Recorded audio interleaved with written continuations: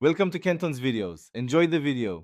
In this video, I will explain how to prepare dried lion's mane mushroom. First, you'll want to rehydrate them properly. Place your dried lion's mane pieces into a bowl and cover them with warm water. Let them soak for about 20 to 30 minutes until they become soft and pliable. Make sure they are fully submerged for even rehydration. Once soft, gently squeeze out any excess water before moving on to cooking. This step is crucial for achieving the best texture. Now that your lion's mane is rehydrated, it's time to cook.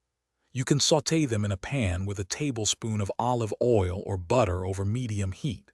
Cook for about 5 to 7 minutes, or until they turn a beautiful golden brown and develop a slightly crispy edge. Alternatively, for a different texture, you can roast them at 375 degrees Fahrenheit for about 15 minutes. Both methods bring out their unique flavor.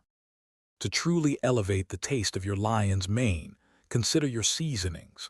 Simple salt and pepper are always a good start, but don't hesitate to add a dash of garlic powder or onion powder. Fresh herbs like thyme or rosemary can also introduce a wonderful aroma and depth of flavor. These mushrooms are incredibly versatile, making them a fantastic addition to stir-fries, pasta dishes, or even as a meat substitute in sandwiches. Once cooked, any leftover lion's mane can be stored in an airtight container in the refrigerator for up to 3 days. Always ensure you refrigerate them promptly to maintain freshness and food safety. Enjoy experimenting with this unique and delicious mushroom in various recipes. And hey, if you're looking to bring your space to life with some smart tech, check out the Echo Dot smart speaker. You can find a link for that, along with other great deals, in the description below. Thanks for watching. Consider subscribing if we helped you.